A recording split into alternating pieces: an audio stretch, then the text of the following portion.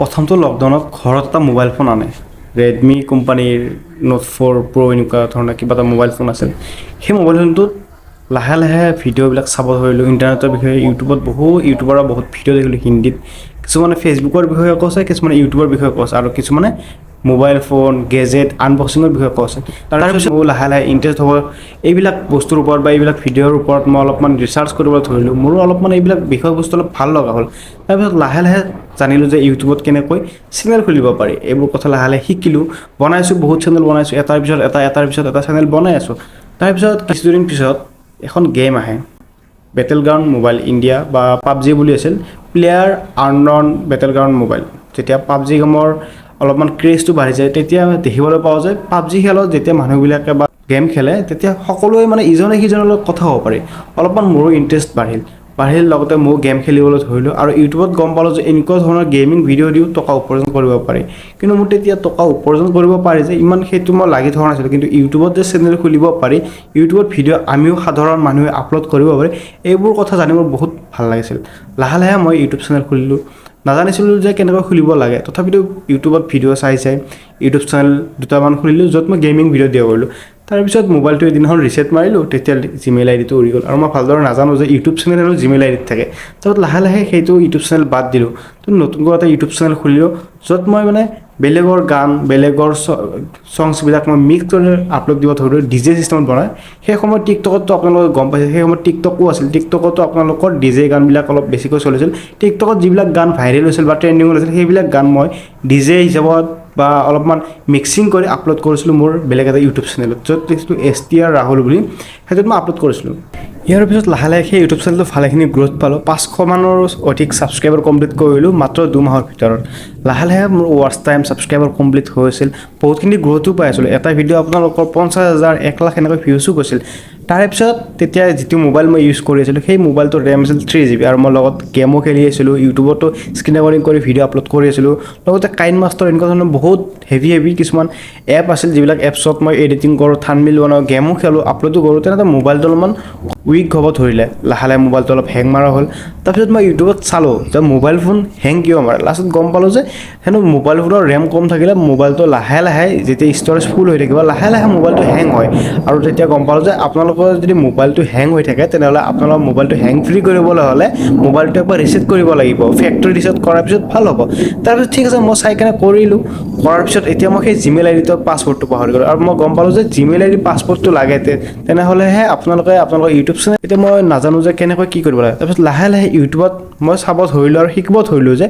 ইউটিউবত বা ছ'চিয়েল মিডিয়াত কেনেকৈ ভিডিঅ' বনাব লাগে কেনেকৈ একাউণ্টবিলাক আপোনালোকে চিকিউৰ কৰিব লাগে এনেকুৱা বহুত ধৰণৰ টিউটৰিয়েল চাব ধৰিলোঁ আৰু বহুখিনি জ্ঞানো অৰ্জন কৰিলোঁ ইণ্টাৰনেটৰ পৰা লাহে লাহে মই কি কৰিলোঁ ইউটিউবৰ বিষয়ে টিউটৰিয়েল দিয়া কৰিলোঁ হিন্দীত এটা ইউটিউব চেনেল খুলিছোঁ ৰাহুল STR টেক বুলি এটা চেনেল খুলিছিলোঁ সেই চেনেলত মই ভালেখিনি কাম কৰি আছিলোঁ লাষ্টত অভিজ্ঞতাত মই গম পালোঁ যে কপি পেষ্ট কৰি হেনো বেলেগৰ ভিডিঅ' আপলোড কৰি ইউটিউবৰ টকা উপাৰ্জন কৰিব পাৰি তাত মই কিছুমান ডাঙৰ ইউটিউবাৰ তেতিয়াৰ সময়ত বহুত ডাঙৰ ইউটিউবাৰৰ ভিডিঅ' লাহে লাহে আপলোড কৰিব ধৰিলোঁ আৰু এদিনাখন আহি গ'ল কপিৰাইট ষ্ট্ৰাইক আৰু হ'ল চেনেলটো ডিলিট কিন্তু এটা ভাল কথা চেনেলটো যেতিয়া ডিলিট হ'ল তেতিয়া আপোনালোকৰ এতিয়া বৰ্তমান সময়ত ইউটিউবৰ এটা নতুন চিষ্টেম আহিছে যে আপোনাৰ যদি চেনেলটো এবাৰ তিনিটা ষ্ট্ৰাইক পৰে তাৰপিছত আপুনি ভৱিষ্যতে ইউটিউবত চেনেল বনাবই নোৱাৰে আপোনালোকৰ যিমান চেনেল বনাব ইউটিউবে ষ্ট্ৰাইক মাৰি উৰাব তেতিয়া সেই ৰুলছটো আছিল কিন্তু ভালদৰে কাম কৰা নাছিল তেতিয়া সেই চেনেলটো ষ্ট্ৰাইক হৈ উৰি গ'ল তাৰপিছত মই ভালদৰে যে ষ্ট্ৰাইক কি বস্তু এইবিলাক বস্তু লাহে লাহে মই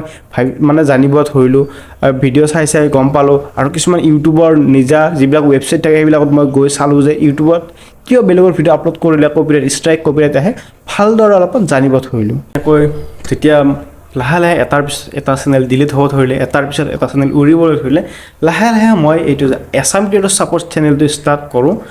কৰোঁতে মই ভাবিলোঁ যে এতিয়া মই অসমীয়াত ভিডিঅ' বনাম আৰু যিবিলাক ঘটনামূলক ঘটি গৈছে সেইবিলাক ঘটনা যাতে আপোনালোকৰ লগত বা যিসকলে নাজানে ইউটিউবত বা ফেচবুকত কাম কৰি আহিছে তেওঁলোকৰ লগত যাতে এইবিলাক ঘটনা নঘটে তেওঁলোকে যাতে 100% চিকিউৰ এণ্ড ছেফ হৈ তেওঁলোকে ফেচবুক বা ইউটিউবত কণ্টেণ্ট আপলোড কৰি উপাৰ্জন কৰিব পাৰে এইটো কথা ভাবি মই আছাম ক্ৰিয়েটৰ চেনেলটো ষ্টাৰ্ট কৰিলোঁ লাহে লাহে যেতিয়া এটাৰ পিছত এটা চেনেল ডিলিট হ'বলৈ ধৰিলে আৰু এইফালে আমাৰ লকডাউনো শেষ হ'ব ধৰিলে লাহে লাহে স্কুল কলেজবিলাক আকৌ ষ্টাৰ্ট হ'ব ধৰিলে তেতিয়া আছিলোঁ মই ক্লাছ 10ত তাৰপিছত মোৰ আহি গ'ল এইফালে মেট্ৰিকৰ প্ৰেছাৰ মেট্ৰিকটো দি লওঁ তাৰপিছত কিবা এটা কৰিম আৰু তেতিয়া মোৰ নিজা মোবাইল ফোনো নাছিল তেতিয়া মই ঘৰত থকা মোবাইল ফোনটোৰ জৰিয়তে এইবিলাক বস্তু মানে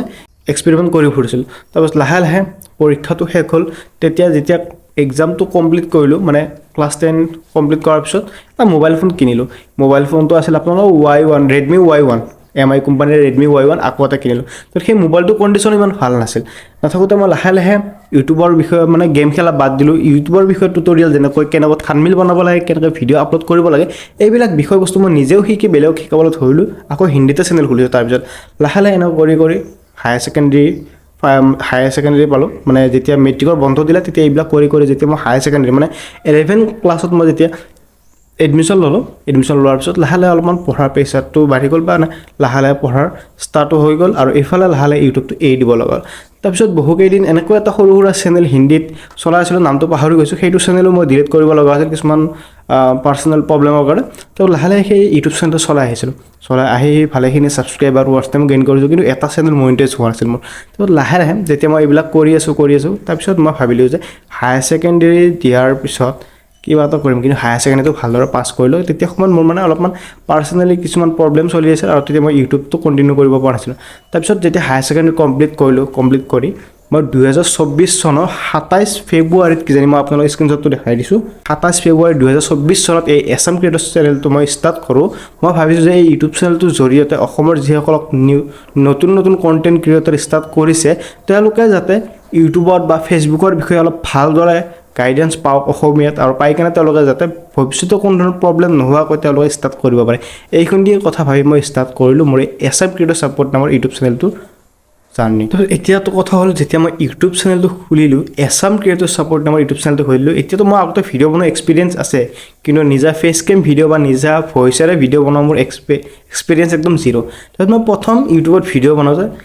ইউটিউব চেনেল কেনেকৈ ক্ৰিয়েট কৰিব পাৰে আপোনালোকৰ হাতত থকা মোবাইল ফোনটোৰ জৰিয়তে মই আপোনালোক থাম্বনেইলখন স্ক্ৰীনশ্বট লগাই দিম এই ভিডিঅ'টো মই প্ৰথমতে বনাওঁ অসমীয়াত আৰু মোৰ নিজা ফেচ থকা ভিডিঅ' য'ত মোৰ নিজা ভইচ নিজা ফেচ আছে মই অলপমান সাহস কৰি এই ভিডিঅ'টো বনাব আৰম্ভ কৰোঁ এই ভিডিঅ'টো বনোৱাৰ লগে লগেই মই আৰু 5-6টামান ভিডিঅ' বনালোঁ একেলগে বনাইছোঁ প্ৰতিদিনে এটা এটা আপলোড কৰি গৈ আছোঁ তাৰপিছত এসপ্তাহৰ ভিতৰত মোৰ চেনেলটো অলপকৈ গ্ৰ' হ'ব ধৰিলে এটা দুটা ছাবস্ক্ৰাইবাৰ আহিবলৈ ধৰিলে হঠাৎ এদিনাখন মই এটা ভিডিঅ' বনাই আপলোড কৰিলোঁ যে ফেচবুকৰ পৰা কেনেকৈ টকা উপাৰ্জন কৰিব পাৰি এই ভিডিঅ'টো মই আপলোড কৰিলোঁ এই ভিডিঅ'টো আপলোড কৰাৰ 24 ঘণ্টাৰ ভিতৰত মোৰ 5000 ভিউজ কমপ্লিট হয় আৰু লগ মোৰ 1000 ছাবস্ক্ৰাইবাৰ কমপ্লিট হৈ যায় ইমান ভাল লগা কথা তাৰপিছত লাহে লাহে এই টপিকটোৰ ওপৰতো মই ভিডিঅ' বনোৱা আৰম্ভ কৰিলোঁ লাহে লাহে মোৰ ছাবস্ক্ৰাইবাৰ গেইন হ'ব ধৰিলে ৱাটচ টাইমো কমপ্লিট হ'ব ধৰিলে আৰু মোৰ ভালেখিনি অডিয়েঞ্চো মোৰ গেইন হ'ল লাহে লাহে চেনেলটো গ্ৰ' হ'ব ধৰিলে চেনেলটো গ্ৰ' হ'ব ধৰিলে কিন্তু লাহে লাহে চেনেলটো ৰিচবিলাক কমিব ধৰিলে ভিউৱাৰ্ছবিলাক কমিব ধৰিলে কাৰণ মই যিবিলাক কণ্টেণ্ট মই অসমীয়াত বনাই আছোঁ এইবিলাক কণ্টেণ্ট অসমীয়াত কেইদিনমানৰ কাৰণে চলে যদি মই ফেচবুকৰ বিষয়ে কওঁ তেনেহ'লে চলে ইউটিউবৰ বিষয়ে ক'লে মোৰ ভিডিঅ' ভালদৰে নচলে